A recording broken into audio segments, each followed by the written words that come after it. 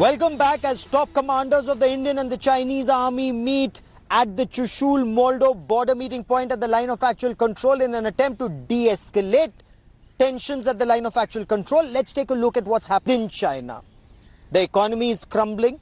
Companies are pulling out. There is trouble in South China Sea, in East China Sea. So trouble with Japan, trouble with Philippines, trouble with Vietnam, trouble with Taiwan and Hong Kong. The United States has also waded in.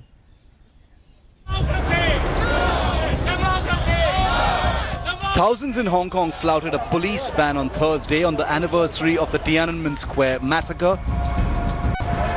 It was a striking display of defiance against Beijing's tightening grip on the territory. I could be fined $2,000. That's today's risk. Next year, we don't know what risk we will face. So if we still have the option to come out today, then that's why I have.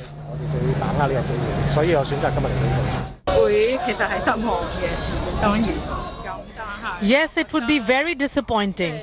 But so much has happened last year, and all we want is justice and fairness. I don't know much about politics, but as human beings, we should have some humanity.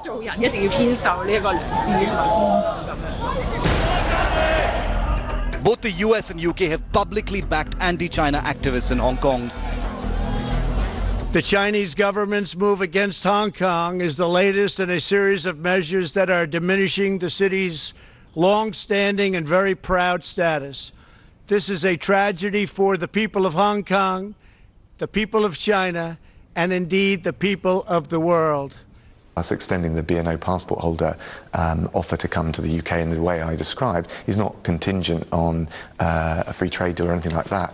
We wouldn't allow that to get in the way of us doing our living up to our responsibilities as a matter of principle. And I think both for moral reasons and national standing, that's really important, international standing. With more than 22,000 kilometers of borders with 14 different countries, China has numerous overlapping territorial claims with its neighbors. And as China has grown economically and militarily, its problems with its neighbors have also increased. Perhaps the most volatile of China's territorial disputes is Taiwan.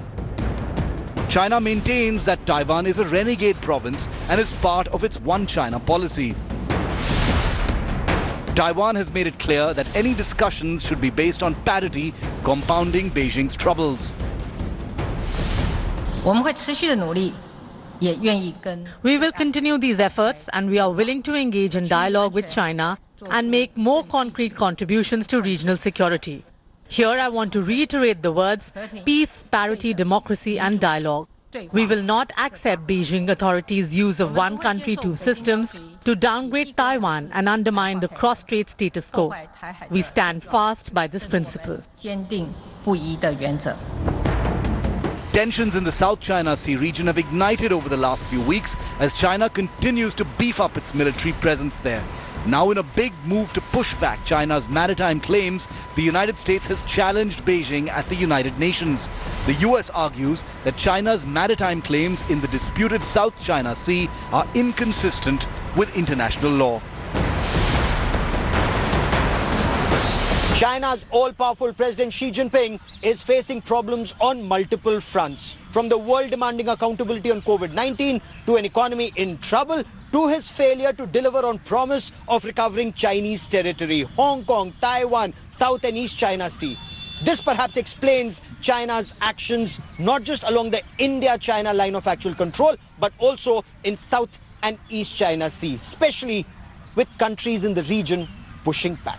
With cameraman Kripal Singh in Delhi, Gaurav Sawant for India Today. Every time China is in trouble internally, it creates this nationalism bogey and then resorts to tension at borders. It happened in 1962, it's happened in 1979. Is the same thing happening in 2020? General Hasnain, is Xi Jinping borrowing a leaf out of Mao Zedong's book?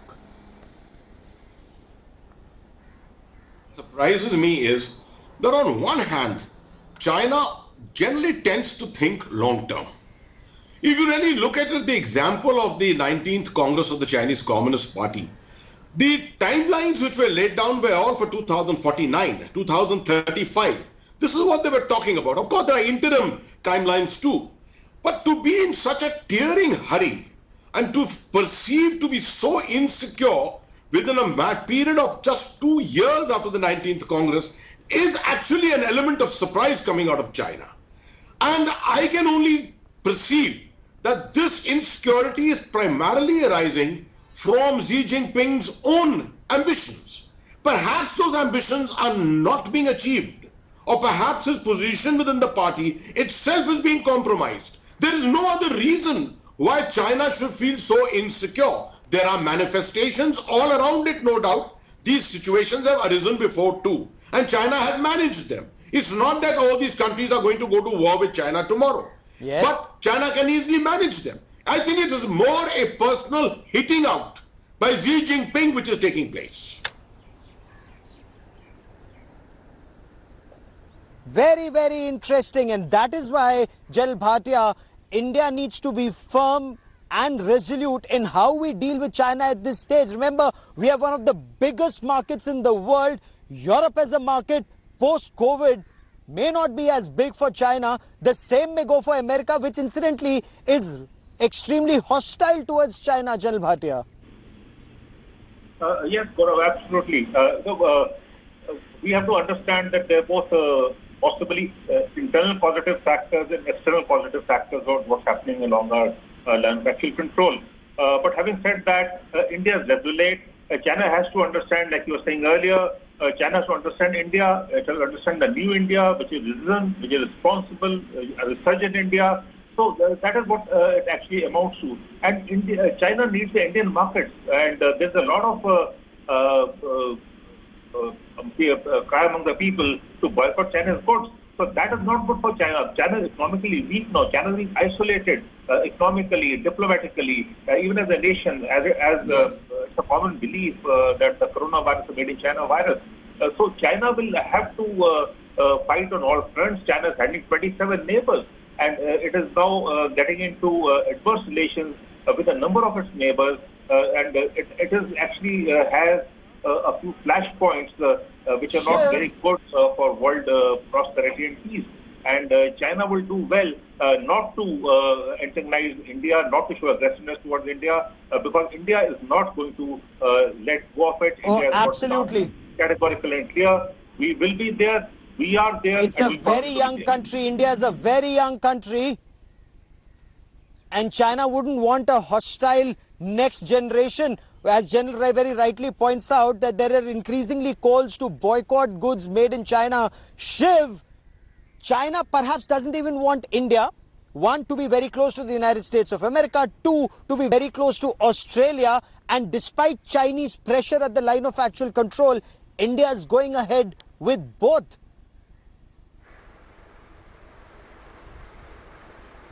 That's absolutely correct, Gaurav. Apart from the bolstering of infrastructure in the Ladakh sector and elsewhere, which has been a sore point for China, well, I think India has set out a very clear message on that. It's non-negotiable. The infrastructure development will continue. India is completely within its rights. It does not violate any of the existing, agreements between India and China, including in the border mechanism. So infrastructure will continue. The South China Sea and the engagement in the Indian Ocean region is in fact a much larger, more impactful kind of engagement that needs to be looked at very closely, Gaurav. In the context of the recent, emergence of the Quad, the meetings that have happened, between India, Japan, Australia, the United States, through the Malabar exercises a few years ago, which were a huge, huge irritant to China. I think that is one big pressure point that China is going to be looking at very closely, because its hegemonic interests as far as the Indian Ocean region,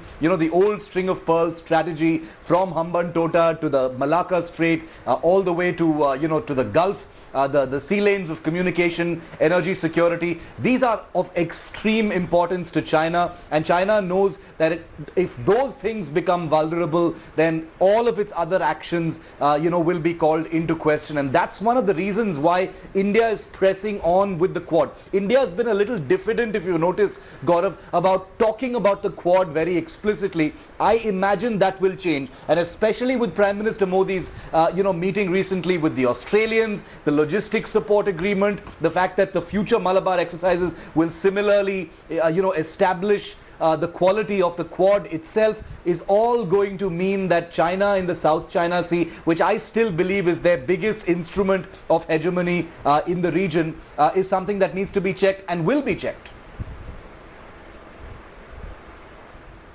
And that is where the question will be asked, is India willing to play that bigger role that's expected of India? Because China wants to ensure that India does not play that much bigger role. But for a moment, I'm coming back to the situation along the line of actual control.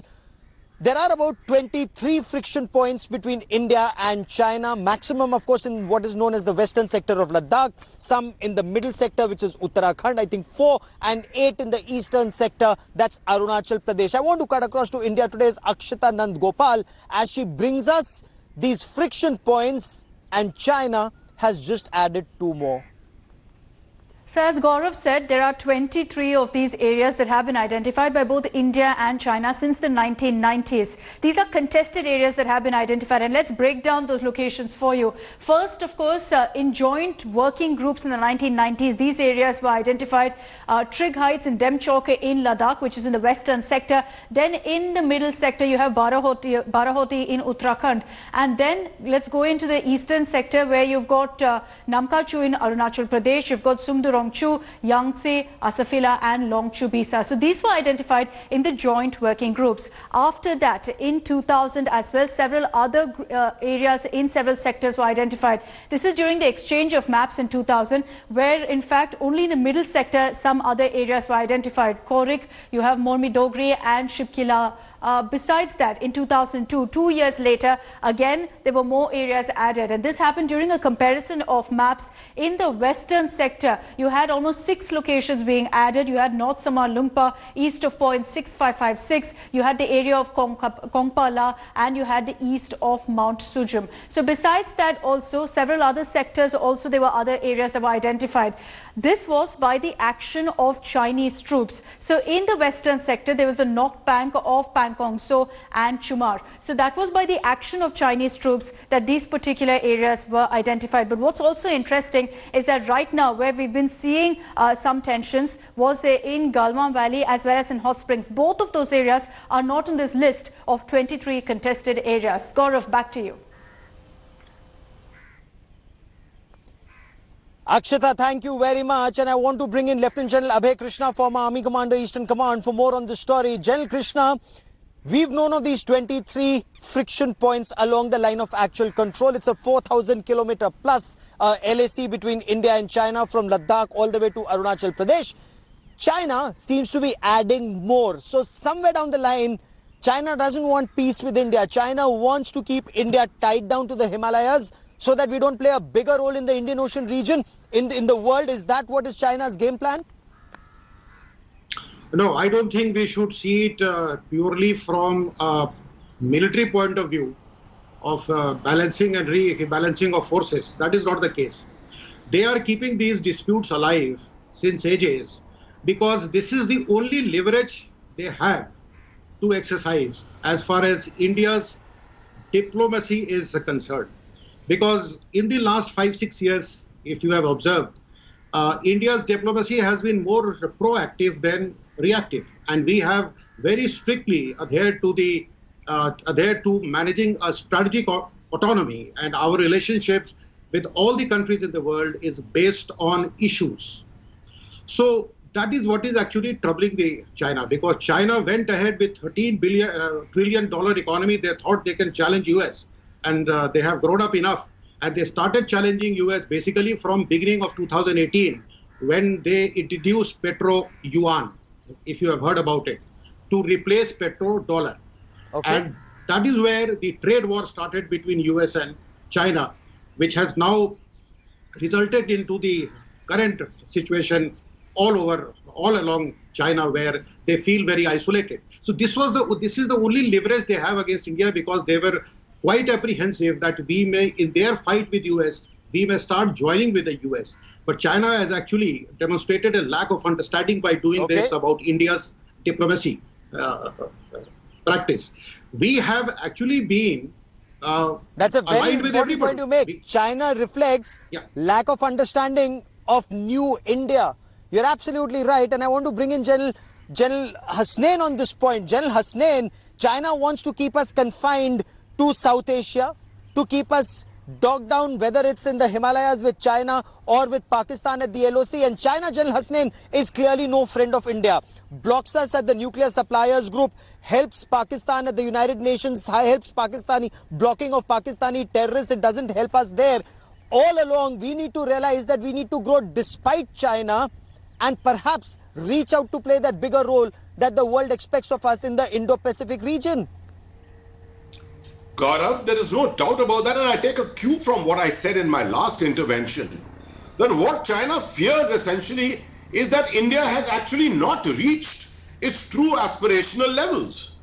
And it knows that those aspirational levels will take India to a position in the future sometime when it will be very much an equal, if not even a higher partner of China, partner or competitor of China. And therefore it can find different ways and means. You see, you have just quoted a couple of geopolitical issues, these aspects of the Nuclear Suppliers Group, the aspect of the United Nations and the issues of terrorism. The whole line of actual control is open, all the time available through the year. It's a playground where, at will, China can continue pegging whatever narrative it wants to peg. And that is why you cannot expect that China is going to suddenly pull back from this entire strategy of it. What India has to do is to ensure that the new India which we are talking about today continues to remain proactive, diplomatically reaching out to the whole world, showing what its capability and what its aspirations of the future are.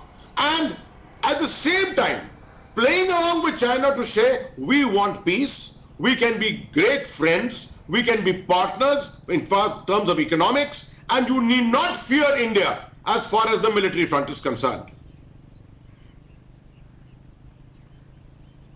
At the same time, we should also not fear China. I completely agree with you, General Hasnain. At the same time, China should not think that they can intimidate us. Then is it time, General Bhatia, that we use our wallet, we use our market, and we control market access to ensure that we get what we want at the line of actual control, and also vis-a-vis Pak terror, both LOC and LAC, we need to turn that to our advantage with our markets. Absolutely, Gaurav. We have to synergize all our elements of national power, diplomatic, military, informational, economic, political, cultural, that too.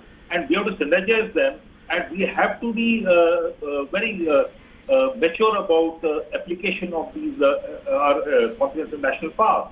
We have to look at India's interests. We have to leverage, exploit our leverages. We have to exploit our linkages. Today, India is a global leader, and that is recognized for the world over. We have to play a role in the global community. We are accepted not even in the region but outside the region. At COVID-19, post-COVID-19, we have done very well. We have done internally well. We have done externally well. We have helped out. Outreach to the region is there. Outreach to the West Asia is there. Outreach to even USA is there.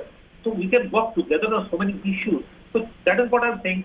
We have to exploit our leverages as our linkages. We are more acceptable to the world today, whether it's Southeast Asia, West Asia, Europe, that too, America, and within the region. So that we have to look at, and we have to synergize all elements of national power and ensure that our national interests are safeguarded, our national interests are protected, our national assets are protected, and that includes the matter of actual control and a rightful and just place in the world order and in the Ocean region. Okay. So very clearly, India needs to be firm at the line of actual control. Restoration of status quo ante pre-May. So Chinese troops need to move back. No question of creating any new disputes, whether at Pangong Tso, at Galwan or any other region. So we're just getting breaking news that's coming in, and in a moment I'll be joined by India Today's Abhishek Bhalla. The news that's coming in is that an official statement has been released by the Indian Army ahead of talks with China at the line of actual control at Chushul. What we are being told is that Indian and Chinese officials continue to remain engaged through the established military and diplomatic channels to address the current situation at the India-China border areas. So talks between India and China are happening diplomatically, they are happening militarily. Of course, do remember when we talk of talks happening diplomatically, yesterday we had Joint Secretary East Asia, Mr. Srivastav, and the Chinese Joint Secretary in charge of this region. They had a conversation, video conferencing, and the Chinese ambassador also joined in that conversation. And this conversation was all about COVID-19 pandemic, where China insisted that it should not be used politically. India talked about how differences at the line of actual control should not turn into disputes, and China talked about 70 years of diplomatic relations between India and China, how that needs to be celebrated this year. What is extremely important is that China came out with this flowery language that this big ship of India-China relationship is sailing in the right direction. But before I get you more on that, I want to quickly cut across to India Today's Abhishek Bhalla for more on the story. Abhishek, bring us details of what's happening at the line of actual control border meeting point. Gaurav, the meeting was scheduled for today, and in all likelihood it has begun because what we heard last was through sources is that at around 11 o'clock the Indian delegation reached the venue on the Chinese side. And the big agenda obviously is, India looking for restoration of the status quo as of April. And in an official statement, the Indian Army has just said right now that the dialogue between the two countries, be it at the military or the diplomatic level, will continue. So if one is to read into this, it gives an indication that this might not be the last of such meetings to find a resolution. There might be many more rounds to come, and there are certain contentious issues that still need ironing out. But the fact remains that the dialogue is likely to continue at the military level as well as at the diplomatic level. Okay. Jal Hasnain, before we take a break, I just want to refer to 2 points raised in the Chinese media. One, they say that the two armies had a dispute in the Galwan Valley region. Was this a traditional dispute? Two, they are saying that incident was caused by India's infrastructure construction along disputed territory. They're also trying to say that US has begun to strategically suppress China and support India, and that India should not be fooled by the US. So is the message to India, do not go in the American camp? No doubt, Gaurav. The Global Times, which is really the mouthpiece for the Chinese official, from the official angle, is always used to send messages. And this is a very appropriate time when they knew that these talks are about to take place. It was known that this will be read very widely in the leadership in India. So they pegged all these issues there. Now, as far as the Galwan Valley is concerned, to my knowledge, there has never been a dispute there. This is the first time after years, this is maybe after 1962 or just before that, that we are finding some kind of an issue suddenly arising there. It's primarily because of the proximity, perhaps, of the Darbuk DBO road, which takes a couple of turns from that area in the realigned alignment which had to take place subsequently. If you remember, it has taken us 10 years to construct that road when we ran into some troubles in the beginning. But apart from that, I don't think there's anything really major as far as Galwan Valley is concerned. But this seems to be some kind of a maneuver on their part to actually threaten the road, the infrastructure, and show that may become unusable in the future. Now that's a point of contention, there's a point of thinking for us, analysis for us, that is this what the message actually is? The second part, as far as the United States is concerned, there's no doubt the G7 aspect, very clear, absolutely transparent, that the Chinese are feeling very uncomfortable, squirming actually, based upon the kind of proposals which are coming from President Trump. And these are warnings coming out to India, don't join them. Don't join the Quad. don't look at Australia, don't look at Japan. This has been an old strategy of China for a very long time. Making sure that messaging to India that China and India can play ball Despite together, China saying but that, do not play up with the United States. Gaurav. Well, if China and India are to play ball, China needs to stop all this that's happening at the line of actual control and, of course, supporting the state sponsor of terror in the manner in which China does. Despite China's objections, India did, of course, have this summit with Australia, had that military logistics agreement and much more on the cards, perhaps with Japan in the times to come. General Hasnain, General Bhatia, and of course General Abhay Krishna and Shiv Arur, many thanks for joining me. We will continue to track developments on this story very, very closely. But as we leave, I had a conversation with General V.K. Singh, former Chief of Army Staff, current Minister of State for Road Transport and Highways, and the General insisted the road construction will continue and India will not be deterred by China's threats. A quick break. News and updates continue on India Today. Stay with us.